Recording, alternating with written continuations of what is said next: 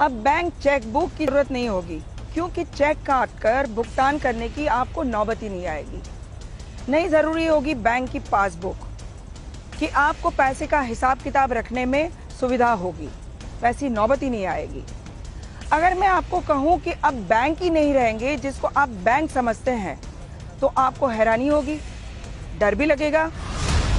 कल्पना कीजिए banking service के समानांतर एक नई व्यवस्था आ जाए, जिसमें ना तो वकील की जरूरत, ना ही अकाउंटेंट की, ना बैंकर्स की, ना इमिग्रेशन अधिकारियों की, ना ही सरकारी अधिकारियों की, और देश में ट्रांजैक्शन जारी रहे।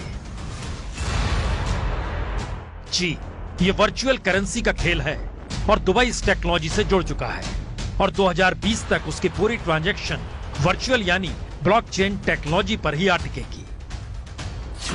डिजिटल पासपोर्ट के जरिए दुबई इंटरनेशनल एयरपोर्ट पर ब्लॉकचेन सिक्योरिटी मिलेगी। तमाम रियल एस्टेट या संपत्ति से जुड़े ट्रांजैक्शन ब्लॉकचेन के जरिए होंगे। किराए से लेकर टेलीकॉम बिल तक आप ब्लॉकचेन के जरिए जमा कर पाएंगे। और अक्टूबर में तो दुबई ने अपने नागरिकों के लिए क्रिप्टो करेंसी जारी की, जो ई कैश यानी डिजिटल कैश है। क्रिप्टो करेंसी का मतलब है ट्रांजैक्शन के लिए कोई मिडिलमैन नहीं चाहिए। माइक्रोसॉफ्ट, IBS, सिस्को और क्रिप्को सरीखे 46 कंपनियां ब्लॉकचेन टेक्नोलॉजी से जुड़ चुकी हैं। और अब असल सवाल है कि आखिर इसकी जरूरत दुबई को ही क्यों पड़ी, और क्या भारत भी आने वाले वक्त में इसी रास्ते पर जाने की तैयारी कर रहा है।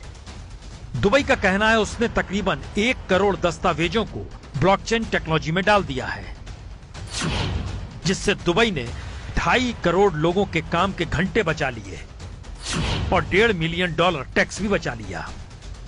और दुबई के डायरेक्टर जनरल डॉक्टर आयशा बिन बिशर के मुताबिक उनका मिशन है दुबई दुनिया में सबसे अलग हो, एक लिहाज से हैप्पीएस्ट सिटी ऑफ अर्थ हो, जहां कोई कागजी काम ना हो तो फिर फ्रॉड भी ना हो। और दुबई का टारगेट 2020 का है, और भारत भी क्या 2020 तक इस दिशा में बड़े पैमाने पर बढ़ना चाहता है। ब्लॉकचेन का मतलब साफ है, ना ही रहेगी बैंक, ना ही रहेंगे बैंकर, ना ही रहेंगे मिडलमैन जो आपको ट्रांजैक्शन में मदद करते हैं। यानी एक ऐसी वर्चुअल व्यवस्था जिसमें बागडोर होगी सरकार के हाथ में, वही रखेगी आपके पाए पैसे का हिसाब। बैंकर गायब यानी रोजगार गायब।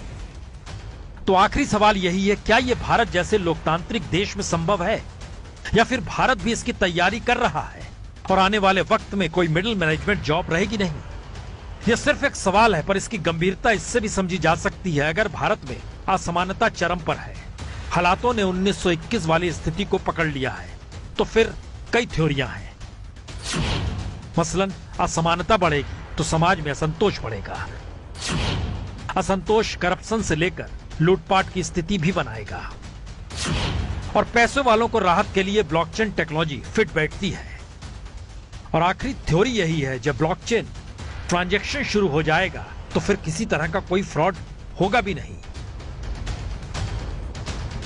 पर सवाल तो यह है, भारत जैसे 125 करोड़ के देश में ब्लॉकचेन टेक्नोलॉजी का मतलब करोड़ों लोगों को बेरोजगार करना भी होगा। तो क्या भारत इस दिशा में बढ़ेगा? हो सकता है, क्योंकि जिस रास्ते मोदी सरकार निकली है उसमें हर पैसे पर निगाह सरकार रखना चाहती है, डिजिटल भारत बनाना चाहती है, फ्रॉड से भारत परेशान है। तो ऐसे में रास्ता यही बचता है जिसे दुनिया अपना रही है। ये है ABP न्यूज, आपको रखे आगे।